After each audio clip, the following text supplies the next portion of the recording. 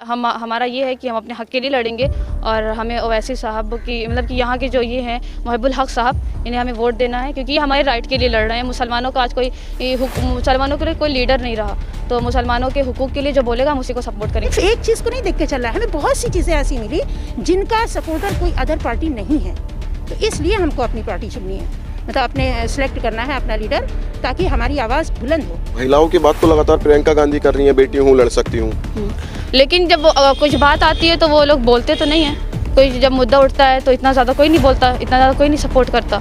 तो हम अपने राइट के लिए लड़ेंगे, अपने हुकूक के लिए आवाज़ उठाएंगे। हम अपने विकास की बातें करते हैं कि हम आएंगे तो ये विकास करेंगे, वो विकास करेंगे, लेकिन आज हमको जो हमारे सामने जो असल मुद्दा हमें समझ में आ रहा है वो ये है कि हम मुसलमान जो है अपने इस्लाम की हिफाजत के लिए, अपने शरई कानून की बका के लिए हम आवाज़ उठाएं और जो है हम ऐसे इंसान का सपोर्ट करें जो हमको संवैधानिक अधिकार दिला करके इस हिंदुस्तान में बाइज्जत रहने के लिए सपोर्ट करता है। सारे मतलब हुकूमतें आई, उन्होंने इतनी शरीयत को लेकर इतना सपोर्ट नहीं किया जितना MIM पार्टी ने सपोर्ट किया, तो हम चाहेंगे कि MIM पार्टी ही आए।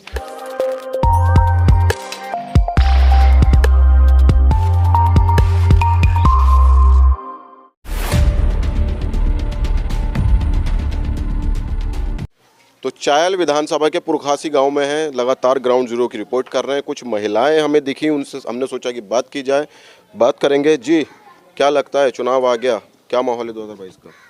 जी, 2022 का हमारा ये है कि हम अपने हक़ के लिए लड़ेंगे और हमें ओवैसी साहब की मतलब कि यहाँ के जो ये हैं मुहिबुल हक साहब, इन्हें हमें वोट देना है क्योंकि ये हमारे राइट के लिए लड़ रहे हैं। मुसलमानों का आज मुसलमानों के लिए कोई लीडर नहीं रहा, तो मुसलमानों के हुकूक के लिए जो बोलेगा हम उसी को सपोर्ट करेंगे क्योंकि आज हमें अपनी शरीयत को बचाना सबसे ज़्यादा इम्पॉर्टेंट है। और आज कोई ना कोई मुद्दा उठता रहता है हमारी शरीयत को लेकर। सारे मतलब हुकूमतें आई, उन्होंने इतनी शरीयत को लेकर इतना सपोर्ट नहीं किया जितना MIM पार्टी ने सपोर्ट किया, तो हम चाहेंगे कि MIM पार्टी ही आए और यहाँ के जो मुहिबुल हक साहब हैं हम उन्हीं को वोट देना चाहेंगे, हम उन्हीं को जिताएंगे। महिलाओं की बात तो लगातार प्रियंका गांधी कर रही है, बेटी हूँ, लड़ सकती हूँ, लेकिन जब कुछ बात आती है तो वो लोग बोलते तो नहीं हैं। कोई जब मुद्दा उठता है तो इतना ज़्यादा कोई नहीं बोलता, इतना ज़्यादा कोई नहीं सपोर्ट करता। तो हम अपने राइट के लिए लड़ेंगे, अपने हुकूक के लिए आवाज़ उठाएंगे। हम सब एकजुट होकर मुसलमान को ही वोट देंगे। उनके ऊपर असदुद्दीन ओवैसी के ऊपर बहुत सारे आरोप लगते हैं, आरोप लगाने वाले मुसलमान लोग हैं। तो लेकिन हमारा उनके बारे में अच्छा गुमान है ना, अच्छा ख्याल है, हमें तो कोई ऐसी चीज़ नहीं लगी उनके बारे में।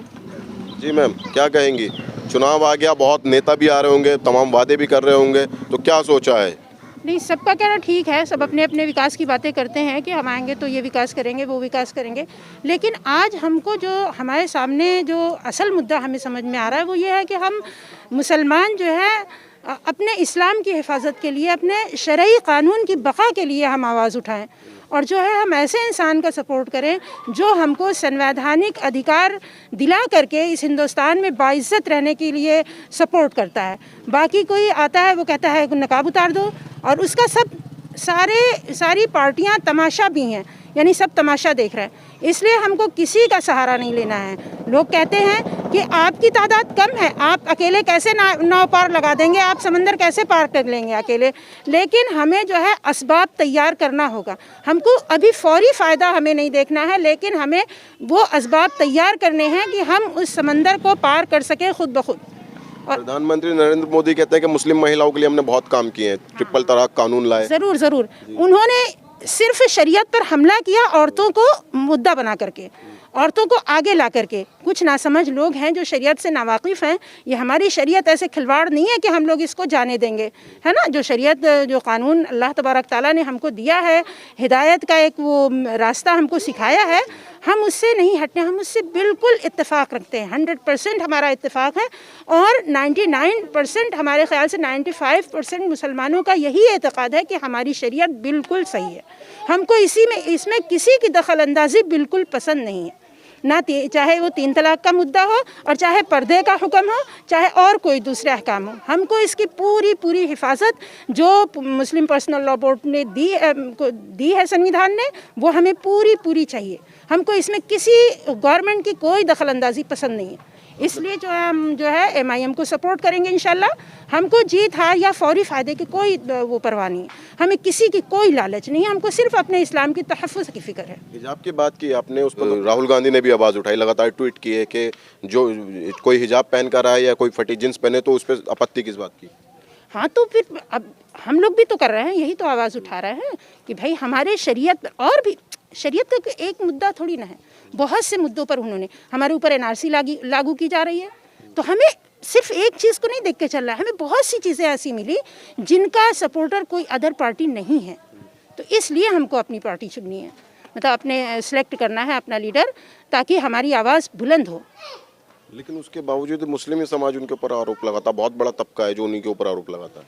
जी, वो उनकी गलत फहमी है और मुसलमानों में नाइत्तेफाकी फैलाने की कोशिश की जा रही है, नासमझ लोग हैं, हम उनके बारे में ज़्यादा कुछ कह नहीं सकते। अखिलेश यादव? अखिलेश यादव के बारे में हम क्या बताएंगे, अभी वो उनकी गवर्नमेंट तो अखिलेश यादव के टाइम में तो अभी कुछ हुआ ही नहीं। वो भी दावे करते हैं ना कि हमारी सरकार थी तो हमने लैपटॉप दिए लड़कियों को पढ़ाई के लिए, साइकिल दी। दिया तो है उन्होंने, ऐसी बात तो नहीं है कि नहीं दिया है, लेकिन उन्होंने, हम जो बात कर रहे हैं हम इस्लाम के तहफ़्फ़ुज़ की बात कर रहे हैं, हम जो पर्सनल लॉ बोर्ड के जो संवैधानिक अधिकार हैं हम उनके तहफ़्फ़ुज़ के लिए बात कर रहे हैं। भाई हम ऐसे तो सभी को, कौन कहता है कि बेटियां ना पढ़ें, कोई पार्टी नहीं कहती, कोई वो नहीं कहता कि बेटियां ना पढ़ें, लेकिन हमको आगे बढ़ने में उन लोगों का ये ख्याल है कि पर्दा रुकावट है। सभी लोगों का तकरीबन यही ख्याल है कि पर्दा आगे बढ़ने में रुकावट है, इसलिए लड़कियों को ये बहकाया जाता है कि पर्दा उतार फेंकें, है ना, इस तरह से कि इनके ऊपर जुल्म हो रहा है। तो हमारे ऊपर जुल्म नहीं है, ये हमारे तहफ़्फ़ुज़ का वो है। एक तरफ कहा जाता है कि तमाम राजनीतिक पार्टियां इसको मुद्दा बनाती हैं कि जो लड़कियां हैं, मुस्लिम महिलाएं, उनको पर्दे के लिए दबाव बनाया जाता है।